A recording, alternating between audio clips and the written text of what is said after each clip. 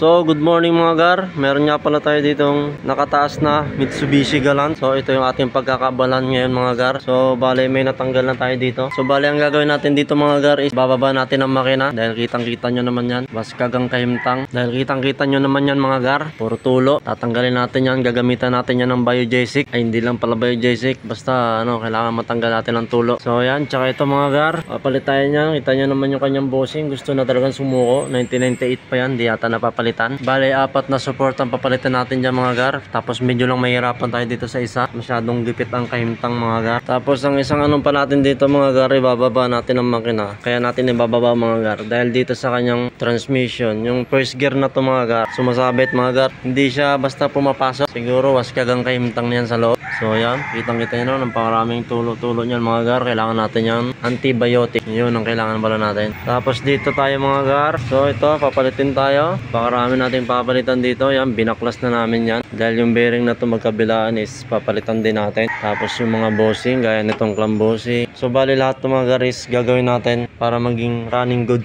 condition siya mga gar. Parang may-ari is sasakay na lang at wala nang iintindihin na baka ito ay masira. Doon sa taas wala naman tayo masyadong papalitan. Tsaka ito lang pala. Itong pan, kita nyo naman yan. Waskag na talagang kahimtang yan mga gar. Halos sumuko na. Yan, nakadikit na yung pan yan. Hindi na maikot yan.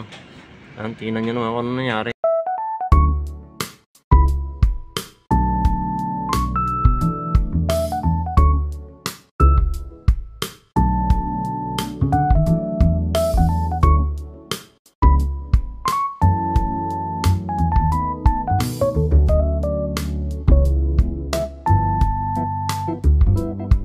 So ito na ang ating 4G63 na engine. Ito ay Lancer mga gar. Sobrang hirap na to gar. Ito binaba natin. Tingnan nyo kung gaano kalaki itong talangka ito mga gar. Kinailangan pa nating baklasin bago natin may baba ang engine. Kaya sobrang laking trabaho. Tapos itong susunod natin, tatanggalin natin to. Titingnan natin to yung kanyang timing belt. Ipapalit tayo yan. Tapos ito mga gar, pag-iwalay natin, titingnan natin yung oil seal.